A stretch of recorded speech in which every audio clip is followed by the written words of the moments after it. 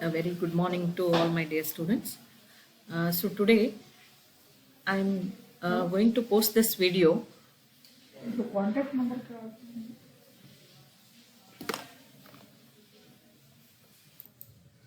A very good morning to all my dear students. So this is video lecture number 7, which I am going to post to you in your Google Classroom. So I am posting this video lecture because we have already dealt with this in our online class. But as you can look at this in leisure, I am once again posting this video lecture also. Please go through it, very important. So in this video lecture, I am basically focusing on the transfer function model. Okay. So in the previous classes or in the previous lectures, I have told you about mathematical modeling of control systems. So for mathematical modeling, we have to write down the equations of control systems, the differential equations. And if we write down the differential equations of the control systems, that set of equations, that is called as the mathematical modeling of the control system. That is the differential equation model. Then the differential equation model or the mathematical model is in time domain. The analysis of such control systems becomes difficult when the system is represented in time domain. That is, solving of the differential equations becomes little difficult. So we use the transfer function model where the representation is in terms of the frequency domain. So before that, in the previous lecture also I have explained you what is transfer function, but once again I shall repeat. Okay. So what is transfer function basically? Transfer function of any control system is defined mathematically as and represented as G of S, and it is equal to C of S by R of S, where G of S is the Laplace transform of impulse response of the system, and C of S is the Laplace transform of the output, and R of S is the Laplace transform of the input. Simple terms, transfer function is nothing but mathematically it is the ratio of Laplace transform of output divided by Laplace transform of input. And if we want to represent the transfer function model in the block diagram form, then we represent it like this. That is, the central block is the transfer function, and we have the Laplace transform of input and the Laplace transform of output. Okay, we have the Laplace transform of input and the Laplace transform of the output. Okay, then what is this transfer function literally means? What does this transfer function literally means? That is, the transfer function is nothing but it is the effect of system parameters on the performance of the system. So what I will do is I will take a blank this one. So I will write here transfer function is the effect of system parameters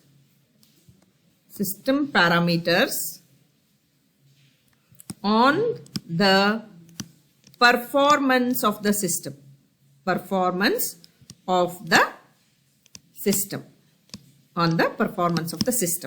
and that is represented as G of S, and that is equal to C of S divided by R of S. C of S is Laplace transform of output and R of S is Laplace transform of input.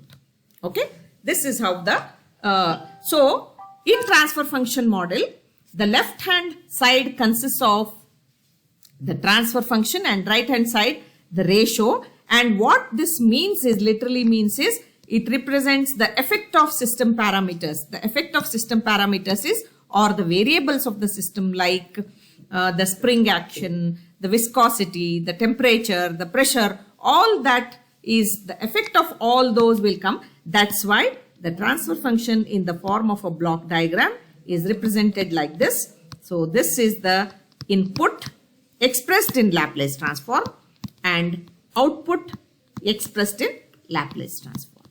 So this is called as the transfer function model. This is the transfer function of the control system. Very important this one in control systems. Now coming to our PowerPoint slide, the transfer function model of the system, I will take out all this.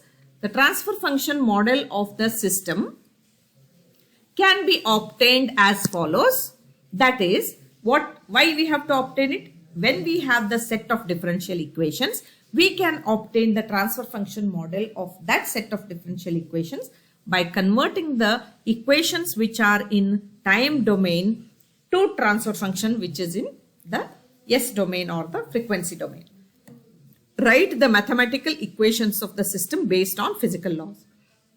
We have to write for the system the mathematical equations using the physical laws. We cannot write the equations just like that. We have to use the governing physical law. This results in a set of differential equation that relates input and output. Then apply the Laplace transform to the differential equation. Assuming initial conditions are 0, find the ratio of Laplace transform of output to Laplace transform of input. Then we will get the transfer function. Okay, this is how we get the transfer function. Okay, now once we know the transfer function, we will go to mathematical modeling. We will go to mathematical modeling of the system. Okay, we will go to mathematical modeling of the system now. So just I will select this, or if I have this. Okay.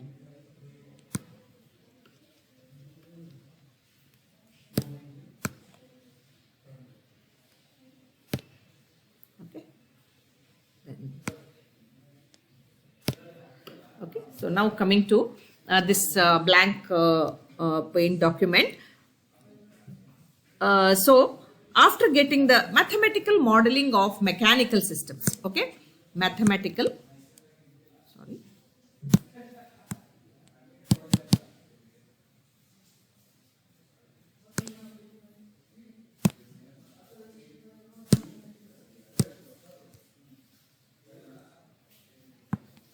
okay, okay.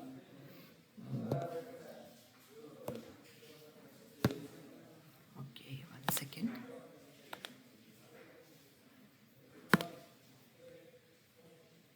Okay. Okay. So mathematical modeling of mechanical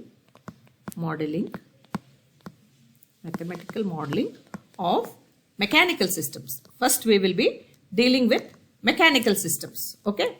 So how do we mathematically model the mechanical systems, or how do we write the equations for mechanical systems? Okay. So basically mechanical systems are classified into two types. One is the translational mechanical systems. One is the translational mechanical systems where the motion of the body is linear or it is in a straight line. Okay. Translational mechanical systems. Another type of mechanical systems that we have are rotational mechanical systems. Another type is rotational mechanical systems where the motion of the body is about its own axis. Okay, about its own axis, or the motion is rotational. Translational mechanical systems, linear motion in straight line. Rotational mechanical systems, motion of the body moves in rotation on its own axis. These are the two types of mechanical systems. So whenever we do modeling of mechanical systems, we differentiate translational mechanical systems and the rotational mechanical systems. Now coming to what is the basic law that is applied for modeling of mechanical systems? We make use of Newton's law. Newton's law is the governing law, for Newton's law is the governing law for mechanical systems. Okay.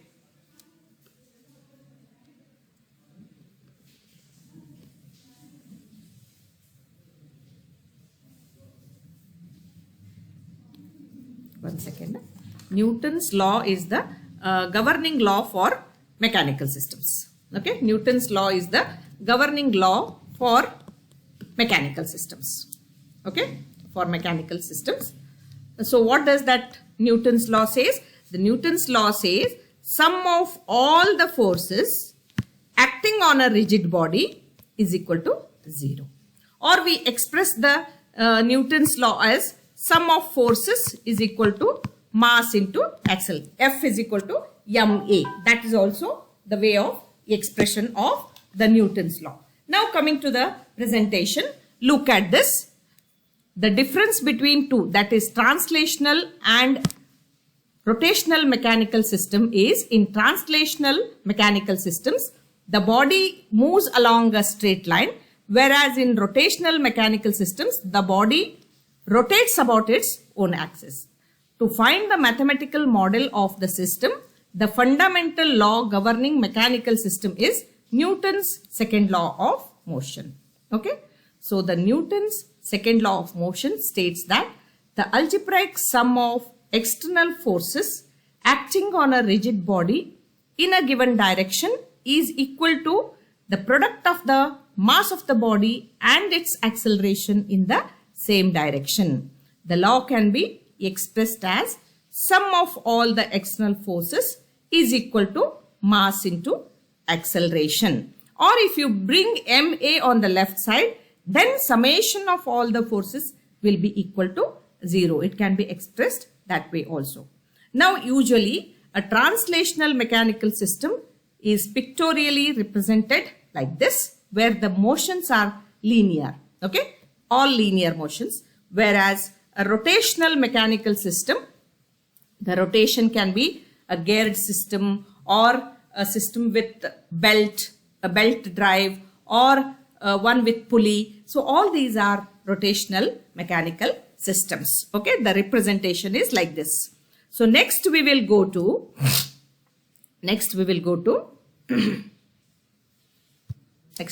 this slide. Okay, so when we have to model a translational mechanical systems, we should first know what are the elements that act for the motion of the translational mechanical systems. What are the elements that will be considered while modeling a translational mechanical system? Okay, so the elements are, one is the translational spring,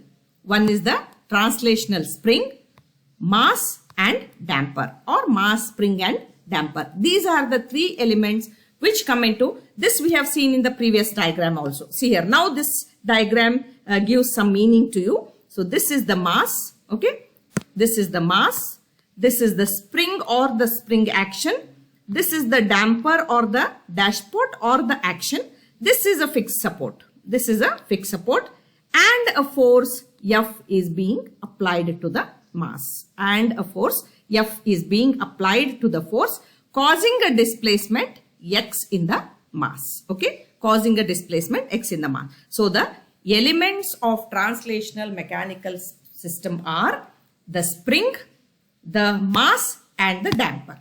Now each of these we will be studying in detail in the next slide. Okay, so now first let us consider the translational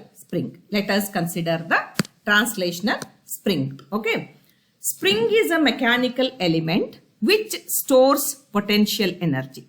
Okay, it stores energy during the variation of its shape due to elastic deformation resulting from the application of force. Spring has the property to store potential energy. Now consider a spring with spring constant or stiffness K. Okay, fixed at one end, and the force is applied at the free end. See here, this is the fixed support, this is the spring, and at this point an external force F of t is acting to cause a displacement X of t. So now the displacement X of t is produced due to the applied force. Due to this, the restoring force F R of T is produced, which depends upon the spring stiffness K and displacement.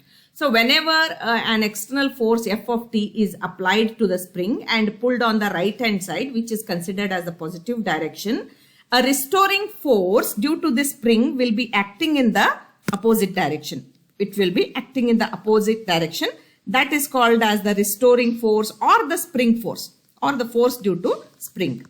This force is proportional to the displacement. This force is proportional to the displacement, or this force of the spring is equal to the spring constant or spring stiffness K into X. Okay. That is shown in this equation. F of T, that is the force due to spring, is equal to K into, so that is the external force F of T is equal to the restoring force K into X of T. K into X or K into X of T. Okay. So this is the spring. And if we take the, because we are going to go for the transfer function model, we need to have the, what is the transfer function of this force? F of S is equal to K into X of S. This is how we represent. Now, because the spring has the property to store potential energy, suppose the spring is in between 2 points or 2 moving masses like this, which have different x1 and x2, different displacements, then the force of the spring is equal to K into x1 minus x2. K into x1 minus x2, because the spring has the property to store the potential energy. The displacement in this spring between 2 points having different displacements x1 and x2 will be the net displacement x1 minus x2. That's why the spring force will be K into x1 minus x2. So this about the spring also you will know more once we start solving the problems. Okay, once we start solving the problems, you will know more about the this property that is of the spring. Okay, so now coming to this element spring. Now coming to the next element. The next element is the damper or the dashpot. The next element is the translational mass, or you can say I will first go with the damper or dashpot, and then we can go to the mass also. Okay, can go to the mass also. So translational damper. Okay, the next element in the mechanical system is the damper or the dashpot. Dashpot is a mechanical element used to provide damping in the system. What is damping? Damping is nothing but cushioning effect. Okay, cushioning effect that is needed because in a mechanical system there is lot of friction. Okay, and due to the friction there are lot of frictional losses. To avoid that, a damping is provided in the system. Okay, so that is represented by a damper or a dashpot. It consists of piston and cylinder arrangement with fluid medium as shown in the figure. So dashpot or damper is represented symbolically like this with the cylinder and piston. Okay, this cylinder is having the fluid and this is the piston. Okay, cylinder and piston. The applied force is F of T. Applied force will be, simply it is represented like this. And what are the practical examples of dashpot or damper? The door stoppers, vehicle suspensions, flyover suspensions, bridge suspensions. All these are the practical examples of dampers which provide cushioning effect. Okay, when we move over the bridge, we feel some sort of motion. Now bridge mele, when we move, no, we feel some sort of cushioning. Our vehicle will be just moving up and down. So that is due to this bridge suspension. On the flyovers also, when we move, we have to have some cushioning effect because the bridge or the flyover is carrying very heavy loads in the form of vehicles. Okay, so if B is the damping coefficient, B is the damping coefficient, then the restoring force, whenever a force F of T is applied, that force is restored by a force Fr of t, that is restoring force, or we can call as the damping force. Okay, that damping force that is proportional to dx of dt, that is proportional to velocity. If x is the displacement, then that is proportional to velocity, and Fr of t, the restoring force, is equal to the damping coefficient into dx of dt. Okay, the damping. Now I will explain it here. So if B is the friction constant or damping coefficient, B is the damping coefficient, then the restoring force Fr is proportional to dx by dt, or Fr is equal to B into dx by dt, or B into x dot. So the applied force F of t is equal to this restoring force Bx naught. For spring, it is F of t is equal to, F of t is equal to what? F of t is equal to k into x, while this is for spring and this is for damper. It is proportional to displacement, proportional to velocity. Okay, so this is how the damper works, and the damper also stores potential energy. That's why if we have two dampers, okay, that is if we have a damping action between two supports like this and both have different displacements x1 and x2, then the restoring force will be equal to B into bracket x1 dot minus x2 dot. This we will understand once we start solving the problems. Okay, once we start solving the problems. Okay, similarly for I told for spring, if there are two this one, then the restoring force will be k into x1 minus x2, k into x1 minus x2.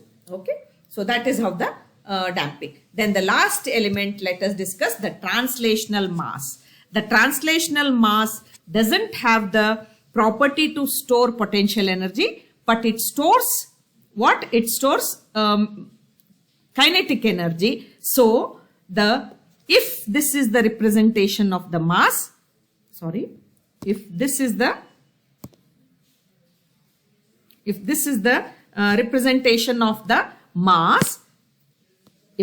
the representation of the mass, then see here, mass is represented like this. It is on a frictionless support, and F of t is the applied force. F of t is the applied force, and x of t is the displacement. This is frictionless support, frictionless. Then the restoring force Fr is proportional to what? The acceleration. Acceleration, or Fr is equal to m into x double dot. That's why the force F of t is restored by mx double dot. And if we take the Laplace transform, then it is ms square x of s. F of s is equal to mx square